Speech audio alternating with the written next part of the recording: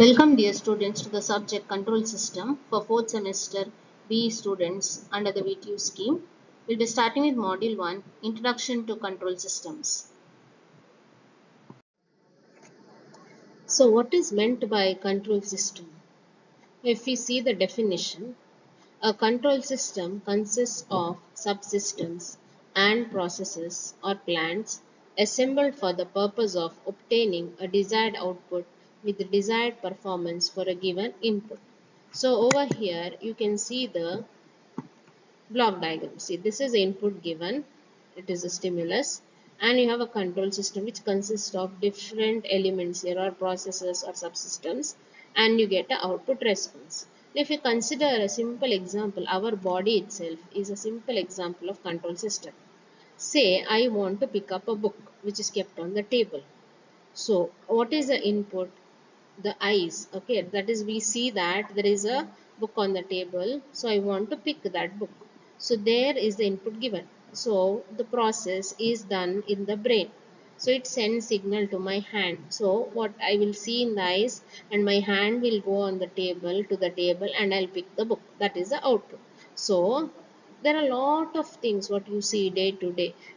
There are you can see car, you see washing machine, and uh, there's so many things. You can take an example of anything, whatever you do is a control system. That is, some output has to be achieved, so some process is done, right? So that is control system. Let us see some of the definitions first. So first, what is meant by a system? A system is a combination or an arrangement of different physical components which act together as an entire unit to achieve certain objective. Every physical object is a system. For example, a lamp, bicycle, etc. Processes. It is a natural or artificial operation that consists of controlled or uncontrolled actions or movements directed towards a particular results or product. Example, molding or drilling. Okay. Next is plant.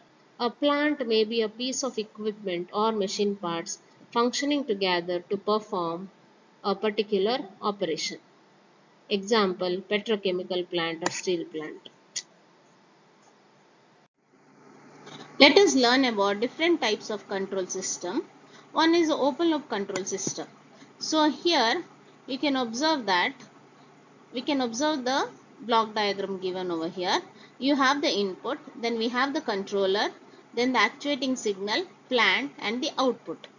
This represents the open loop control system.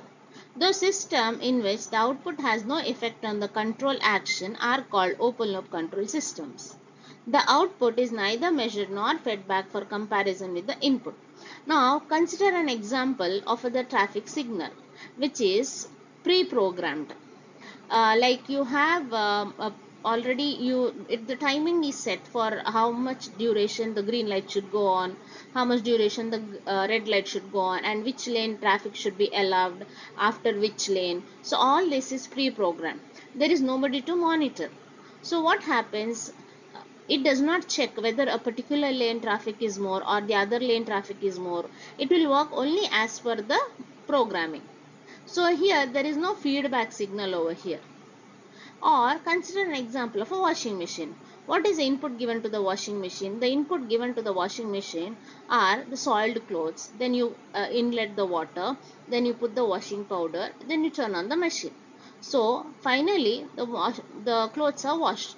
But there is no guarantee or there is no checking happening whether the clothes are clean or not. So this is an open loop control system.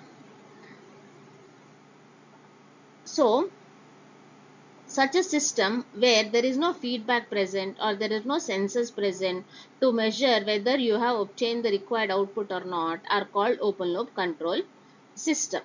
So next we learn about the closed loop control system. You can observe here the block diagram of a closed loop or a feedback control system. See, input is given and then you have a error detector over here. You have a controller, you have a plant and the output, and partially the output is fed back through a feedback element to the input end, where the comparison is done, and if there is any error signal, then the adjustment is done and you again get the output. So here feedback is there, that is why it is a closed loop system. Okay, now here closed loop system is one that measures its output and adjusts its input accordingly by using a feedback signal. A feedback signal may be the whole of the output signal or a function of the output signal. Now this controller produces the necessary control signal which is then applied to the plant to obtain the desired output. Now in the previous class when I explained the example for the open loop control system, I took an example of the traffic signal. So in case if it is an automated traffic signal, then it will be an open loop control system. In case if a traffic policeman is controlling the traffic, then it will be a closed loop, because he will I already explained how he will see a particular lane, and if the traffic is more in that particular lane, then he will allow that particular lane traffics to go first, then he will stop the other lane. So accordingly there is a feedback which is happening. Also, if you consider another example, I can take of say room temperature control. So room temperature control, there is a sensor, there is a temperature sensor, so it will sense the temperature and maybe turn on the AC or so, or there may be some signal which it will send to some device where it will control the temperature. So there's a feedback happening there. The sensor will sense the temperature and accordingly it will adjust the room temperature. So that is an example of closed loop system, or it is also known as the feedback control system. So day to day life there are so many exams which you can link to your open, whether it is open loop or a closed loop control system. So we have already learned about what is open loop control system and closed loop control system. Now let us see let us compare these open loop and closed loop control system. Now in terms of accuracy, if you see, open loop is less accurate and closed loop is more accurate. Why? Because in closed loop we have a feedback. So in case if the desired output is not achieved, a feedback signal is sent, and accordingly the input sends, and in the comparison is done, an error signal is sent, and we get the desired output. Whereas in open loop we don't see whether we actually have got the desired output or not. Then open loop is sensitive to noise disturbances and external changes in the environment, whereas closed loop is less sensitive to noise disturbance and external changes in the environment. Next, the transient and steady state error cannot be controlled conveniently in open loop, whereas in closed loop it can be controlled conveniently. And from point of view of stability, open loop is easier to build, whereas closed loop is more complex and expensive, because there are more number of components involved in closed loop system. And open loop is less in cost and power consumption, whereas closed loop is generally higher in cost and power, as they use a more number of components. Continuing with the comparison, in open loop it is convenient when the output is hard to measure or not economically viable, whereas in closed loop robust sensors are required to measure the output. The quality of the output cannot be guaranteed in open loop, because there is no feedback system present in open loop, whereas in closed loop quality of the output can be maintained, as we always continuously keep checking whether the output is obtained or not.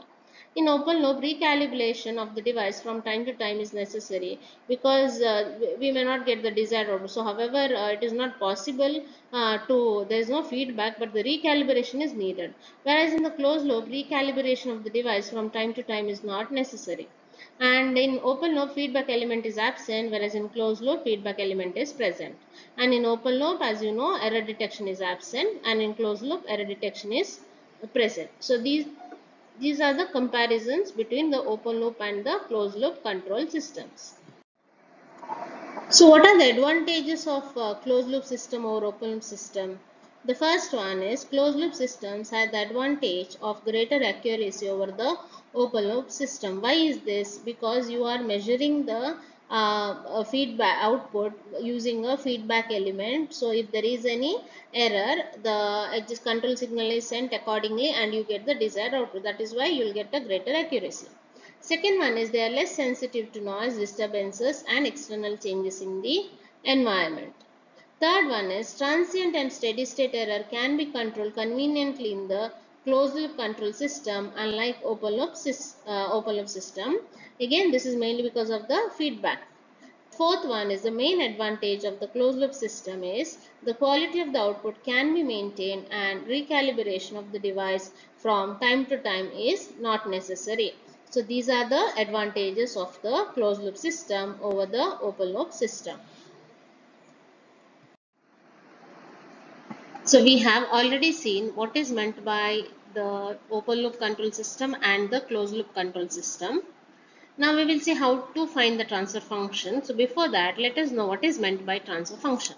So transfer function, you can see over here, this is a block diagram where input is given or excitation, which is represented as R of S. Then we have the output or the response called, which is C of S. So the transfer function of a linear time invariant system is defined as the ratio of Laplace transform of output to Laplace transform of input with all initial conditions set to 0. So we can write it as T of S, Tf, that is transfer function equal to C of S by R of S. This is the output and this is the in. Let us learn about the properties of the transfer function. The transfer functions are defined only for the linear time invariant systems. It is not defined for nonlinear systems. Transfer function between an input variable and an output variable of a system is defined as the Laplace transform of the impulse response. All the initial conditions of the system are set to 0. The transfer function of a continuous time data system is expressed only as a function of complex variable S. For a discrete time data system, the transfer function is represented as a function of Z transform. System is considered as a signal processing unit and output signals are measured with respect to input signals. Algebraic properties of the transfer function, that is cascade connections of the system, can be easily analyzed. Let us now learn about the limitations of the transfer function. It is applicable only to the linear time invariant systems. All the initial conditions are ignored, as we already say that it is all set to 0. It is applicable only in frequency domain, not applicable to multiple input and multiple output systems. Internal behavior of the system is not known. Low bandwidth not possible to analyze and high speed dynamics. High bandwidth is problem with noise and disturbances.